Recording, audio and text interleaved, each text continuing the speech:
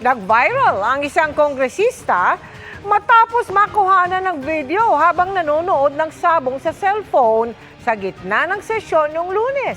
Pero ang sabi ng mambabatas, hindi siya nag-iisabong nung mga oras na yun.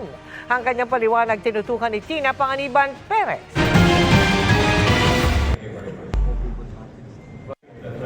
Viral ngayon ang videong ito. Kuha tila sa loob ng session hall ng Kamara. May isang lalaking nanonood sa kanyang cellphone. Sa social media post ng pahayagang Daily Tribune, isa raw itong kongresistang nanonood ng isabong habang nagbobotohan umano para sa speakership ng Kamara noong Lunes. Ipinagbabawal ang isabong sa bansa. Ngayong hapon, nagsalita ang viral na kongresista, si AGA Party List Representative Nicanor Briones. Itinanggi niya nagsasabong siya. Dahil malinis ang konsensya ko, hindi naman ako nagsasabong. Ako hindi mo ako makikita sa kahit sa sabungan. At fake news. Ang kanyang paliwanag, may mga natanggap daw siyang mensahe mula sa kanyang pamangkin na iniimbitahan siyang maging sponsor sa isang derby o sabong. At yun daw ang pinapanood niya nang kunan siya ng video nang di niya alam. Meron lang nag-message sa akin yung pamangkin ko na gustong mag-invite ng traditional na sabong na gusto ako'y lumaban. Hindi naman ako interesado, hindi naman ako nagsasabong. Suspetsya niya, baka may gustong manira sa kanya.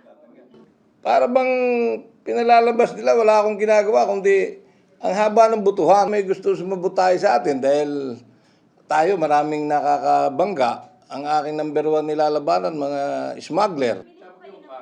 Humingi ng paumanhin si Briones sa Kamara at sa publiko dahil sa kontrobersiya at pinatawad din ang kumuha sa kanya ng naturang video kahit labag-an niya ito sa Data Privacy Act.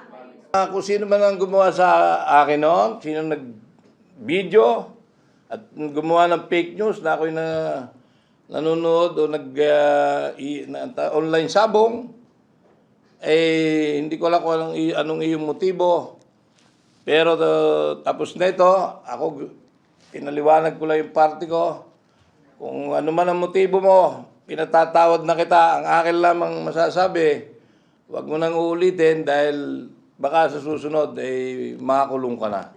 Hininga namin ang pahayagang Daily Tribune pero hindi raw muna sila magkokomento habang hindi pa nakikita ang pahayag ng kongresista.